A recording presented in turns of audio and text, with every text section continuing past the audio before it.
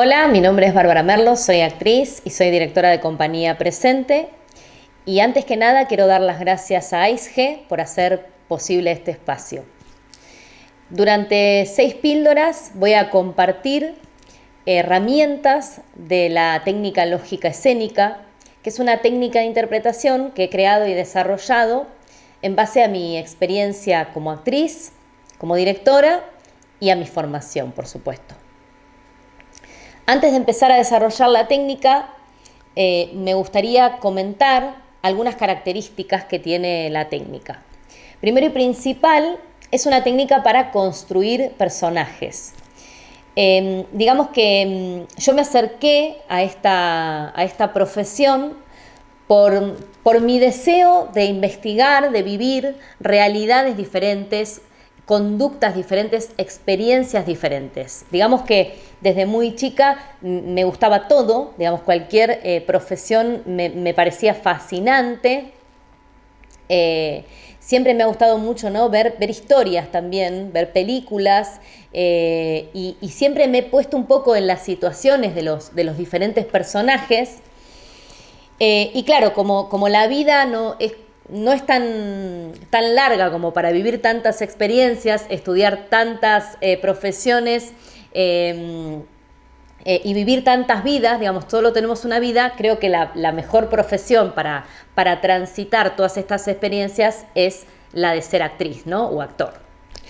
Entonces, me fascina la construcción de personajes. Digamos que lo que menos me gusta, que a veces hay que hacer de alguna manera, es hacer de mí misma. A veces sí es necesario, digamos, hacer una conducta más cercana a lo que soy, pero a mí es lo que menos me gusta y lo que más me fascina es construir personajes.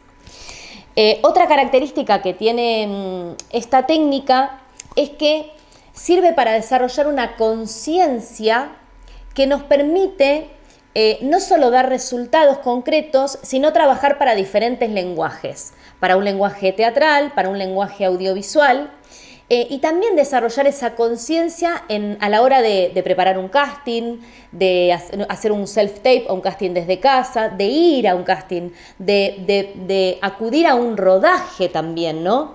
Y cómo tiene que ser nuestra conducta. Nuestra conducta va cambiando, nuestra conducta es diferente, y cómo poder tener una conciencia para jugar a favor esa conducta en función de en qué entorno estamos, ¿no? O para qué entorno estamos trabajando. Si estamos trabajando por ejemplo, para un lenguaje audiovisual, qué plano, digamos, me están grabando y cómo tengo que desarrollar esa conducta, etcétera. Esto es lo que vamos a desarrollar. Y otra característica también que tiene esta técnica es que si bien experimentamos y sentimos emociones y sentimientos, por supuesto, es inevitable, no partimos de ahí. Porque en mi experiencia, digamos, yo he sentido que para transitar algunos personajes, yo creía que eran esos personajes, me lo creía y sentía un montón de emociones, pero no siempre eso se veía reflejado en mi conducta, digamos. Y esto me generó mucha frustración porque yo creía, sentía, y muchas veces eso desde fuera, desde la perspectiva muchas veces del director o la directora, no se veía. Entonces fui descubriendo que, digamos, el poder dar ese resultado para que se vea desde fuera en mi conducta no tenía tanto que ver con lo que yo sintiera o pensara o con mis emociones, sino con lo que yo hiciera, ¿no? De hacer, de acción. Con mi acción se veía, digamos, modificando mi acción, yo podía comunicar lo que quería o lo que me estaban pidiendo, y no necesariamente tenía que modificar mi emoción, ni mis pensamientos, ni mis sentimientos. Investigando, ensayando mucho, ¿no? Y con mi experiencia descubrí que, claro, voy a decir una obviedad, ¿no? Pero que muchas veces no se dice. No se ven las emociones y no se ven los pensamientos. Entonces, acá muchas veces me dicen, ¿cómo no, Bárbara? Si yo veo que una persona llora, estoy viendo sus sentimientos, veo que estás triste. Y yo digo, bueno, depende, se puede llorar de felicidad. Digamos, cuando vemos una persona llorar, o un personaje, vemos una acción. La acción es llorar. O cuando vemos una persona que se ríe, la acción es reírse. No vemos la emoción, no vemos lo que siente. Yo puedo estar sonriendo y pensando en otra cosa y, por suerte, no se va a ver lo que estoy pensando, ¿vale? O no se va a ver lo que estoy sintiendo. Si yo no lo comunico a través de la acción, de mi gestualidad o de mi cuerpo o de mi voz, no se va a ver. Y otra cosa curiosa es que no podemos manipular nuestros sentimientos y nuestras emociones según nuestros deseos. Si esto fuera posible, podríamos elegir de quién nos enamoramos y nuestra vida, por supuesto, sería muchísimo más fácil. O podríamos elegir, cuando tenemos un día malo, poder estar felices y que el día sea fantástico, ¿no? Yo diría, bueno, hoy tengo un día malo, estoy triste.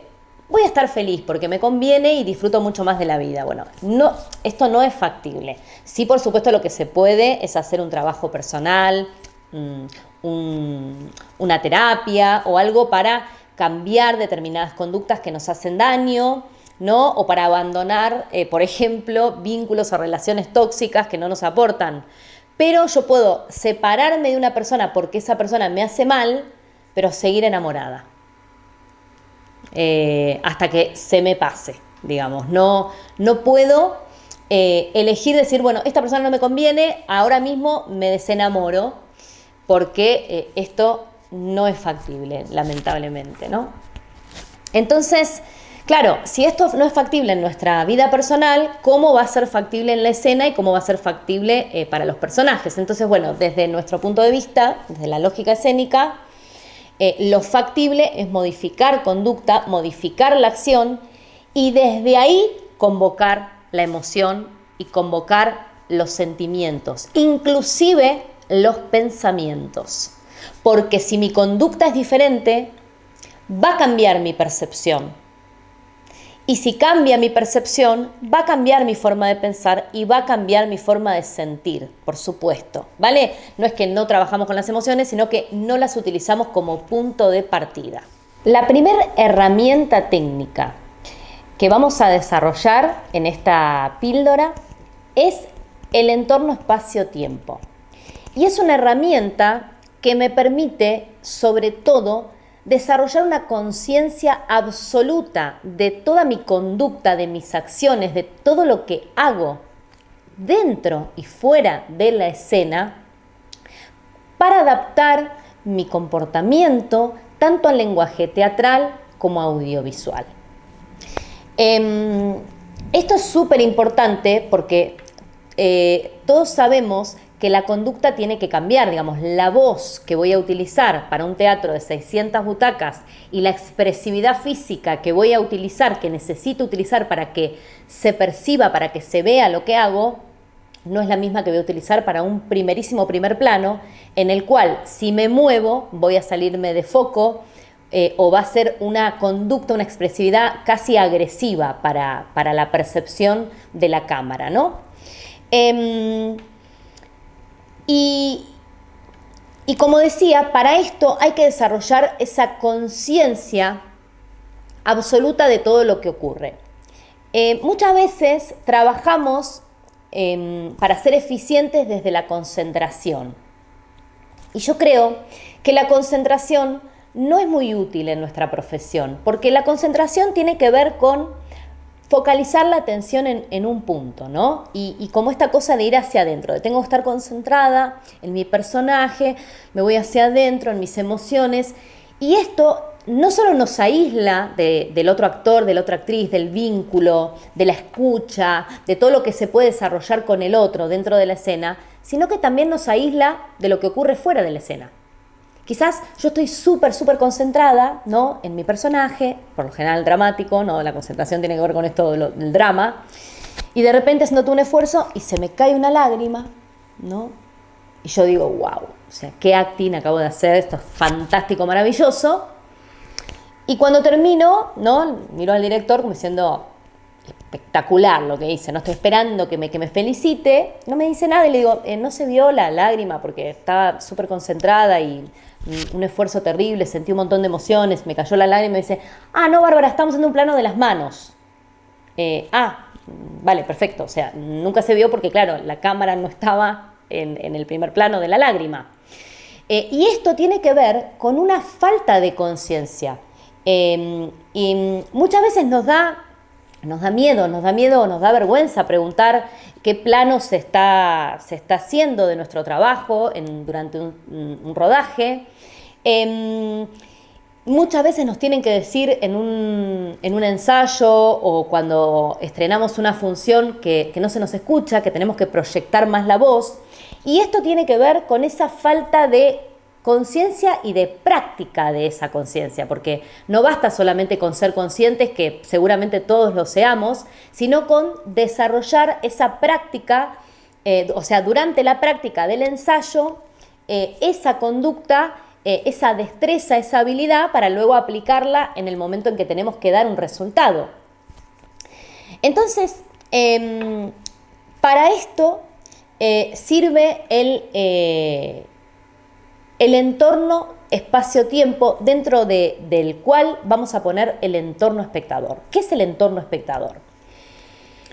Trabajar con el entorno espectador implica que desde el primer momento, desde el primer ensayo, rodaje, casting o cualquier situación donde estemos trabajando, no solo durante la escena, sino, por ejemplo, cuando llegamos a un rodaje o vamos a un casting, tengamos en cuenta que se nos va a estar viendo, observando, como si nosotros mismos estuviéramos desde fuera observándonos. Esto es una conciencia que todos tenemos desarrollada con una mayor conciencia o menor conciencia.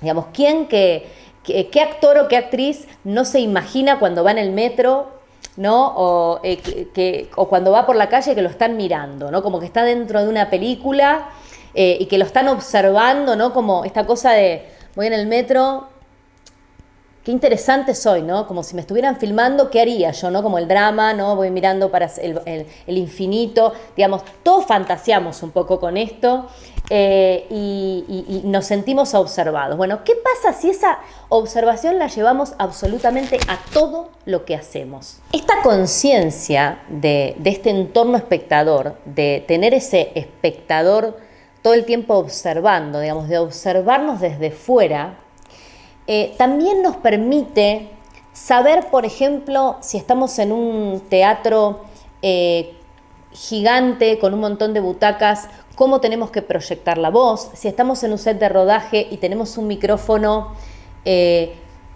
tener una voz un poco más baja, no necesito gritar, no necesito proyectar esa voz porque me está tomando el sonido con un micrófono muy cerca. Y por supuesto, todo lo que es expresividad y todo lo que es lenguaje.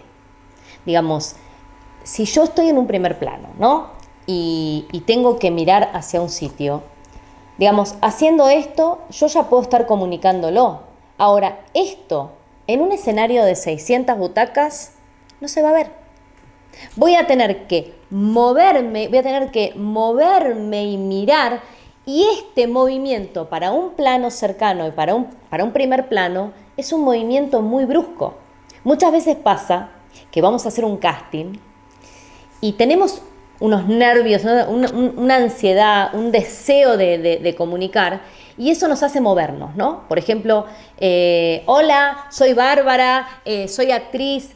Esto para una cámara, si bien en el aquí y ahora ver una persona con ese comportamiento es muy natural, en la cámara no se ve natural. En la cámara se ve un movimiento que molesta, que no se ve profesional.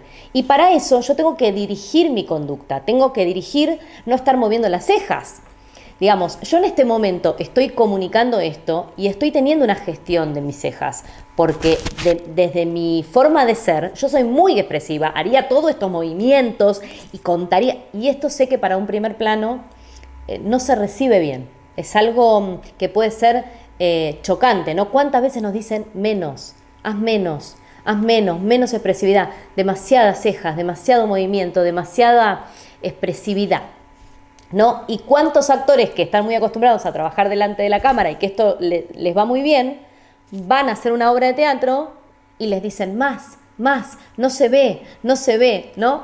Bueno, ¿cómo se aprende esto? Por la experiencia. Y la experiencia en donde vamos a aprender a desarrollar esto es la experiencia del ensayo. Si yo trabajo una obra de teatro, desarrollo esa percepción de entorno espectador y voy adaptando mi conducta a eso que se va a comunicar. Me puedo grabar con un plano general de una cámara. No es lo mismo, por supuesto, el teatro grabado que el teatro en vivo, pero bueno, no puedo desdoblarme realmente, solamente perceptivamente, no puedo realmente verme de fuera, solo puedo hacerlo a través de una cámara. Entonces, si es un lenguaje teatral, lo que puedo hacer es grabarme con un plano general para luego verlo y constatar si mi percepción de dentro se acerca a la percepción que tengo de fuera y si lo que yo creo que estoy comunicando realmente lo estoy comunicando. Y si es un lenguaje audiovisual, puedo grabarlo en diferentes planos. Un plano primer plano, un plano medio, un plano general. Y de la misma forma ir constatando si mi percepción de dentro coincide con la percepción que luego veo de fuera. Esto se ejercita y se va desarrollando esa destreza para luego poder dirigir, porque en definitiva esta herramienta de verme de fuera me permite dirigir mi conducta para dar el resultado que deseo o que se pide de fuera. Y esto tiene que ver con que la mayoría de las veces depositamos esa responsabilidad que es nuestra, esa conciencia de nuestra conducta y de lo que hacemos en la escena, la depositamos en la mirada del director o de la directora. Y claro, esto hace que nos tengan que decir todo muchas veces. En un rodaje, si hago este gesto con la mano y me dicen, ay, Bárbara, me encantó, vamos a repetir ese gesto, y yo no sé ni qué gesto hice, entonces tiene que venir una persona y decirme, no, te tocaste con tal mano, te arreglaste el pelo, entonces yo voy con la otra mano y me dicen, no, Bárbara, usaste la mano derecha. Todas estas cosas que realmente tenemos que tener una conciencia, depende de nosotros y eso nos lo permite el desarrollo de esa percepción por fuera de lo que estamos haciendo. Muchas veces dicen, no, lo que pasa es que yo, si estoy pensando, me estoy observando por fuera, me desconcentro o pierdo esa emoción. Y claro, y esto es como si un cantante me dijera que él no se escucha porque se desconcentra y pierde las imágenes que tiene para cantar. ¿Cómo un cantante no se va a escuchar? Digamos, un cantante se tiene que escuchar porque de esa forma sabe que afina, sabe, a qué notas está llegando, cómo resuena su voz. Los buenos cantantes, no solamente que cuando cantamos nos escuchamos, lógicamente, sino que los buenos cantantes, los cantantes que están en la escena, siempre tienen un retorno, ¿no? Muchas veces puesto en el oído para escucharse con claridad lo que están haciendo, porque quizás el sonido del entorno los dispersa y tienen que estar escuchando claramente lo que hace su voz. Un músico que toca está escuchando lo que toca. Por supuesto que, claro, nosotros desde dentro no podemos vernos.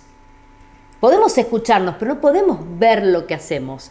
Por eso necesitamos desarrollar esa conciencia desde fuera, para tomar, para prestar absoluta atención, no concentración, una atención plena, absoluta, una conciencia expandida absolutamente para ver, percibir todo lo que estamos haciendo dentro y fuera de la escena. Y digo dentro y fuera de la escena porque puede pasar que vamos a un rodaje y que tenemos el micrófono puesto y nos vamos al baño y nos olvidamos que tenemos el micrófono puesto. Si yo no tengo conciencia de todo eso también, no solo dentro y fuera de la escena, me voy a olvidar de apagar el micrófono para ir al baño. O me voy a olvidar de saludar al equipo. Y todo esto habla de nosotros y nos favorece o no nuestra conducta, ¿no? En relación a los demás. Para esto os voy a recomendar un ejercicio para hacer. Y es que en todo lo que hagáis intentéis veros desde fuera. Por ejemplo, en cosas cotidianas, ¿no? Ni que hablar en un ensayo, si tenéis ensayos en estos días, por supuesto, intentad aplicar todo esto, ¿no? Pero, por ejemplo, también si tengo que grabar un casting, ¿no? ¿Cómo se me estará viendo, ¿no? O inclusive me puedo grabar y luego puedo ver el casting, cómo lo estoy haciendo. Para corregir, la mejor forma de corregir es poder ver lo que hacemos, ¿no? No huir de grabarnos. Yo sé que genera mucha resistencia, que muchas veces nos vemos y nos odiamos. Es muy típico de actor y de actriz, o escuchamos nuestra voz y decimos, uy, qué espanto, la voz que tengo es horrible. No sé por qué tendemos a rechazar nuestra voz y nuestra imagen. Tenemos que habituarnos a vernos, es la única forma que tenemos de mejorar, de corregir.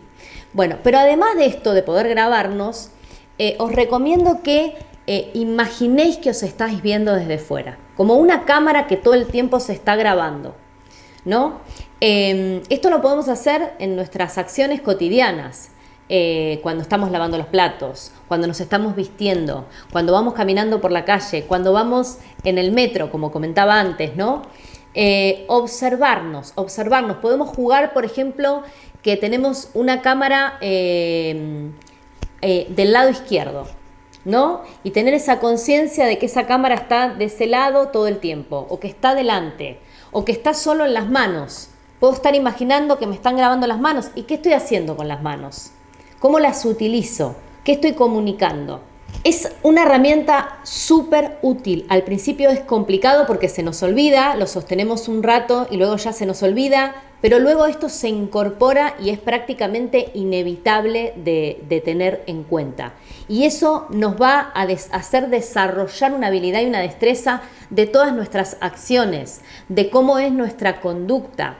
Ni